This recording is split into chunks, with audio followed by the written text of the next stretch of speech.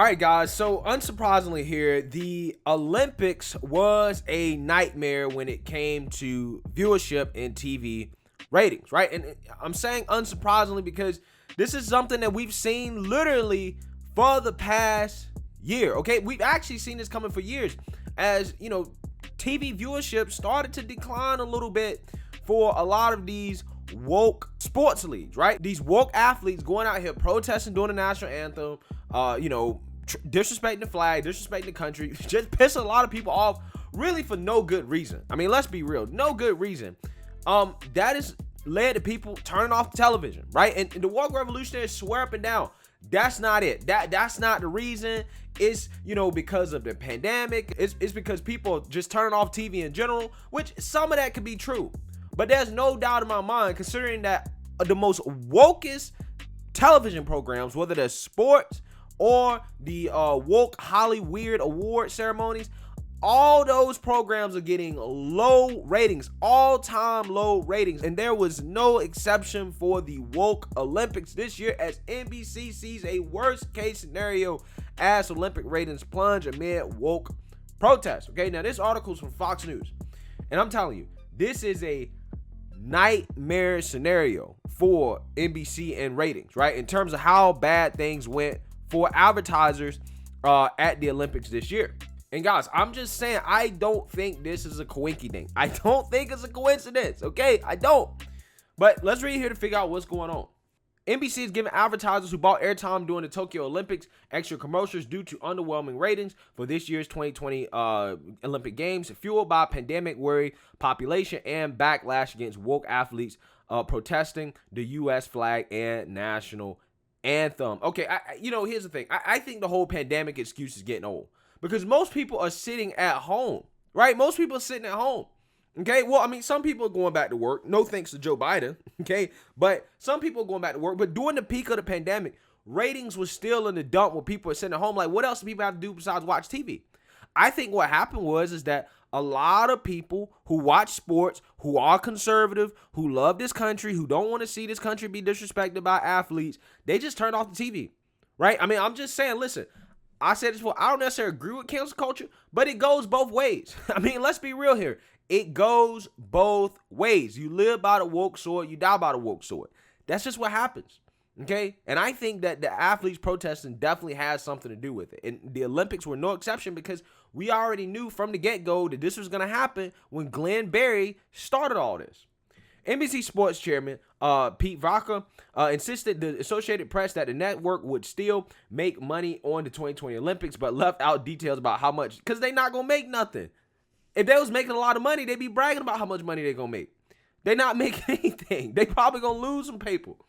NBC's primetime coverage on the Tokyo Olympics on July 26 averaged 14.7 million viewers for a 49% drop compared to the equivalent night from the 2016 Rio de Janeiro Games and 53% less than the 2012 London Olympics.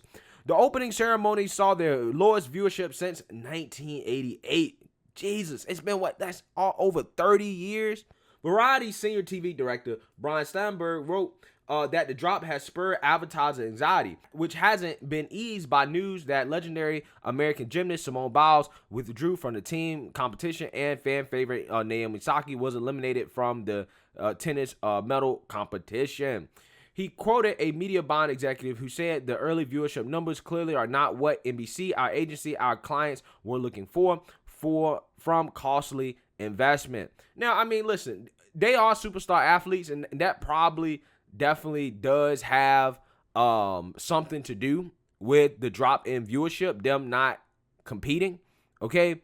But, I mean, listen, Simone Biles, Naomi Osaka, I mean, they're really not setting good examples, right, in terms of how we think about athletes, right, in terms of how we think about persevering through adversity, right? They're not necessarily setting a good example of that. That's why we love watching athletes because, in my opinion, I've said this before, I think sports is almost like a simulation of life in which you can kind of see, the winners and the losers and how they respond to that, okay? And they're just not really setting good examples, okay, in my opinion. At least not recently. Okay, I know Simone Biles has been through some stuff. Okay, I know she has. I know she's been through some stuff. Okay, I'm just saying. When looking at the numbers, it's hard to be pleased with them. Andy Billings, director of the sports communication program at the University of Alabama, told the AP, it's probably NBC's worst case scenario, but it's probably a worst case scenario that they would have been able to predict months ago. Yeah, because I mean, anybody could have seen this coming, considering what happened to the NBA and what happened to the NFL, right? Anybody could have seen this coming, which is why the Olympic Committee should not have allowed these people to protest, or they shouldn't have softened their rules, put it that way. Right? Why soften the rules knowing that it's going to ruin the viewership? I mean, what's the point of protesting if nobody's going to watch it? Right? If nobody's watching you protest, then what's the point? Okay? I mean, there's already nobody in person seeing you there, right? And nobody's also watching you on TV. The woke revolutionaries aren't watching you, and the conservatives aren't watching you. So, I mean, what are you really accomplishing? Viewership has lagged behind the Rio coverage by roughly half on numerous nights of this year's competition. And woke protests by American athletes condemning the U.S. or national anthem have done little to attract new viewers while alienating Republican spectators, according to Patrick Murray, director of the Monmouth University Polling Institute in New Jersey. The lingering effects of the coronavirus pandemic have also taken a toll. That's BS. That's BS. The pandemic ain't got nothing to do with it at this point. I'm tired of the woke media trying to use that excuse. They're turning off people who actually watch sports, right? Conservatives and Republicans watch sports, okay? That's who they're turning off. The woke revolutionaries, they may watch sports, but they ain't watching it on regular TV, so they aren't really going to count. And then it's not like they're making up for the loss in viewership from people who are pissed off, right? Because these athletes go woke, right? It's not like they're watching the Olympics because these athletes are woke, okay? They might go on Twitter and say, oh, I'm glad that Glenn Berry did X, Y, and Z. But it's not like they're going to turn on the TV and actually watch her. But the thing is about conservatives, and this is why I've been trying to tell these woke athletes, conservatives watch your stuff, right? They watch sports. People that love this country and appreciate this country, they watch sports. They are your customer, okay? They pay your bills. You do not bite the hand that feeds you, okay? And when you disrespect the country, obviously, you're going to piss those people off, and that's not going to be good. And the woke revolutionaries are not going to make up for it. They're not, and we've seen this time and time and time again. Last week, the university published a poll that found a third fewer Americans were interested in watching the games. A whopping 43% of respondents say they had little interest in watching compared to just 16% who had a lot. And while 55% of Americans felt it was a good idea to hold the postponed 2020 games this year, 36% said it wasn't. Quote, the Olympic spirit is a bit dampened this year, Murray said. The delay from last year and the lack of spectators have taken the edge off the typical anticipation and excitement for this event. But the emergence of Black Lives Matter in sports world has led to a backlash among some Americans. I'm glad somebody's actually acknowledging it, okay? About time. We've been saying this literally for a whole year, more than a year. Ever since Kaepernick started with his protest, we've been saying this is not a good idea. This is dumb. Don't do it. Don't do it. But they didn't listen. And here we are today.